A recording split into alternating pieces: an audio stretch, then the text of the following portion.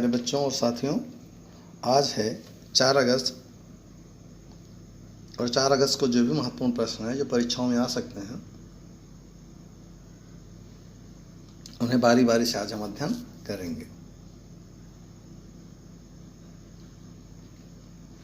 आज बहुत ज़्यादा बिंदु नहीं हैं, लेकिन बहुत अच्छे बिंदु हैं। परीक्षाओं में ऐसे प्रश्न अक्सर पूछे जाते हैं। लास्ट में हमने प्रश्न का प्रारूप बनाया है। उम्मीद है वो प्रारूप आपको समझ में अच्छा लगेगा और उसे पसंद करेंगे।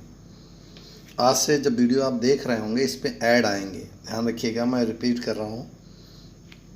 आज से इस ऐड आएंगे अपने चैनल पे। आपको अच्छे से पता है, आप मोनेटाइज हो गया तो ऐड आएंगे।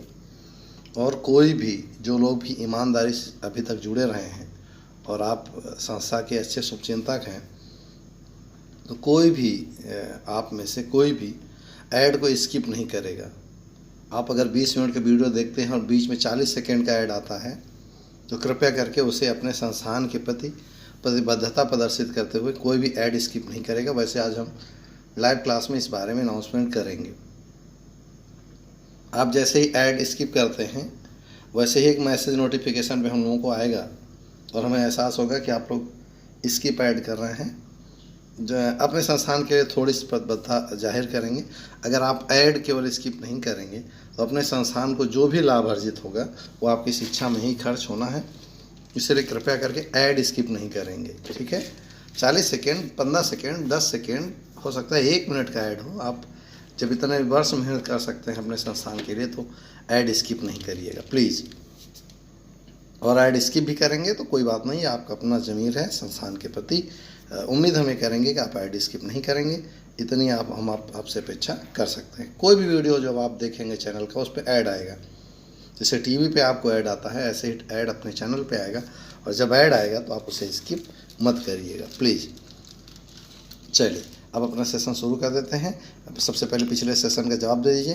पिछले सत्र में हमने आपसे प्रश्न पूछा था, टियानवेन फर्स्ट चीन द्वारा छोड़ा गया उपग्रह किस ग्रह की जानकारी देगा। तो बहुत सारे लोगों ने कमेंट्स बॉक्स में जवाब दिया, हमें अच्छा लगा। और इसका जवाब होगा मंगल के लिए। किसके लिए? मंगल के लिए, ठीक है। चलिए इनसे शुरू करते हैं अपना सेशन। केंद्रीय वाणिज्य और उद्योग मंत्री पीयूष गोयल ने ईजिंग डूइंग बिजनेस ऑफ आत्मनिर्भर भारत, नोट करेंगे, ईजिंग डूइंग बिजनेस फॉर आत्मनिर्भर भारत पर राष्ट्रीय डिजिटल सम्मेलन का उद्घाटन किया है। यह सम्मेलन भारतीय उद्योग परिसंघ द्वारा भारत के कारोबारी माहौल को सुधारने के लिए औद्योगिक नीति एवं संवर्धन विभाग, department of promotion of investment and internal trade के साथ साझेदारी में आयोजित किया गया। व्यापार करने के लिए विभिन्न संकेतकों में सरकार द्वारा प्रमुख नियामक सुधार करना, इसका उद्देश्य क्या है। उनके ऑन ग्राउंड कार्रवाई यानी जो जीरो ग्राउंड पे काम हो रहा है उसका आकलन करना, विभिन्न राज्यों से सर्वोत्तम प्रयासों का प्रसार करना, निवारण के लिए महत्वपूर्ण नीतिगत मुद्दे और क्षेत्रों और राज्यों में कारोबारी माहौल में सुधार के लिए एक स्थायी कार्य योजना की पहचान करना। और सवाल कैसे बनेगा मैं आपको बता रहा हूँ।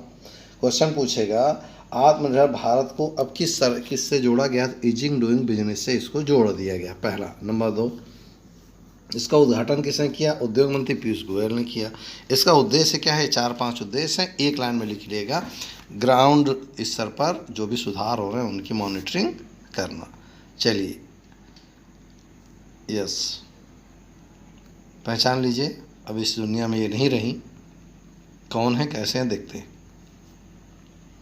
यूपी की कैबिनेट मंत्री कमल रानी वरुण का निधन हुआ है। कैबिनेट मंत्री थी कमल रानी वरुण का कोविड-19 के कारण निधन हो गया और राज्य सरकार में तकनीकी शिक्षा मंत्री थी। इसके अलावा कमल रानी वरुण 2 बार सांसद भी चुनी गई थी, एक बार 11वीं लोकसभा और दूसरी 12वीं लोकसभा से। वह वर्तमान में कानपुर की घाटमपुर से विधायक थी।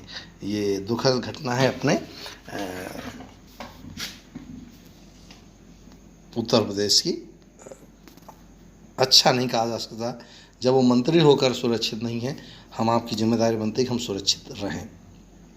चलिए कोटक महिंद्रा का है ना, देखिए कोना कोना, यस उम्मीद।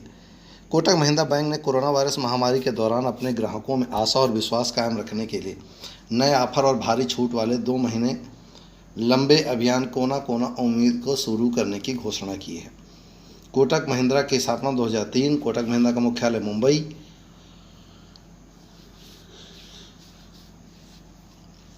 इसके एमडी और सीईओ हैं उदय कोटक। कोटक महिंद्रा बैंक की टैगलाइन है let's make money simple. Note करेंगे, लेट्स मेक मनी सिंपल। जो भी बीएड परीक्षा दे रहे हैं ये जरूर टैगलाइन आती। अब सवाल कैसे बनेगा? अभी हाल ही में कोना कोना उम्मीद बैंक किस बैंक द्वारा प्रारंभ की गई योजना है? तो कोटक महिंद्रा द्वारा।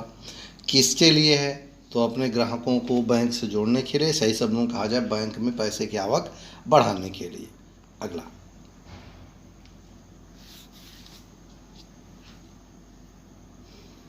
संयुक्त अरब अमीरात अबू धाबी में बराक परमाणु संयंत्र की इकाई 1 को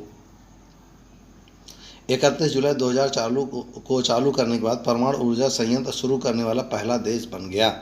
यानी 31 जुलाई को शुरू हो गया है यूनिट फर्स्ट और उसे आज उद्घाटित किया गया। इसलिए संयुक्त अरब अमीरात अरब में पहला ऐसा देश है जहां पर परमाणु ऊर्जा संयंत्र कार्य करना प्रारंभ कर। तो इस अबू धाबी राजधानी कहाँ है? यूएई की। यूएई के राष्ट्रपति हैं शेख खलीफा बिन जायद अल नहयान। यूएई की राजधानी है अबू धाबी। मुद्रा संयुक्त अरब अमीरात या दिरहम, है ना। चलिए अगला देखते हैं।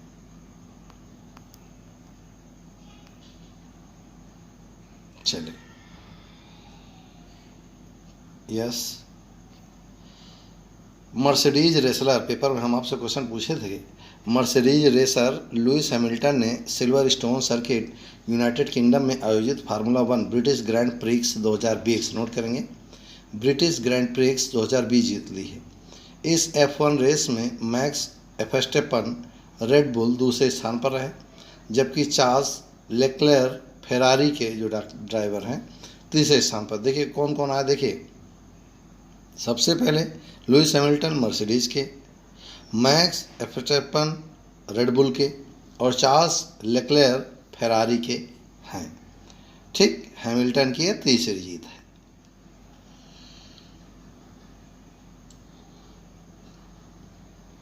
वर्ल्ड संस्कृत डे, क्या बात है, वेरी गुड।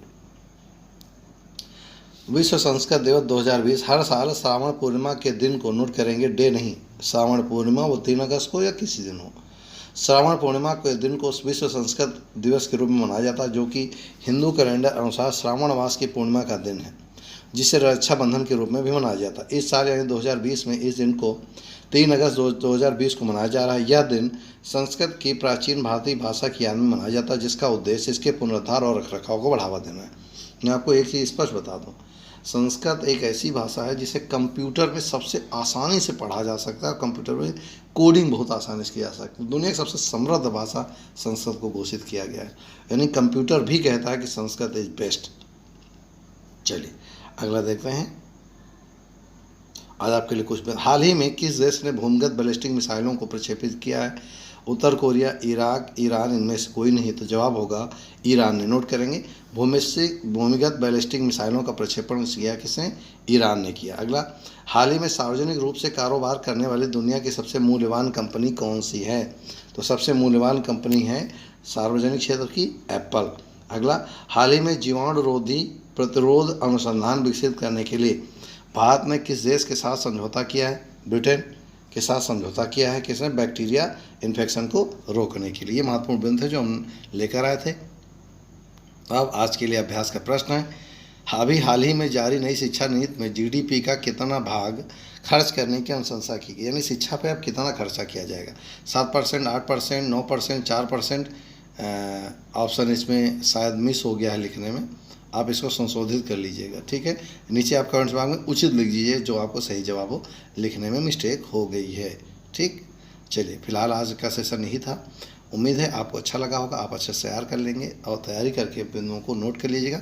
परीक्षा में बहुत काम आने वाले बिंदु होंगे, ठीक है। मिलते हैं आज दोपहर में 140 पे 140 पे किसी अच्छे बिंदु के साथ, अच्छे टॉपिक के साथ। फिलहाल आज के लिए इतना ही।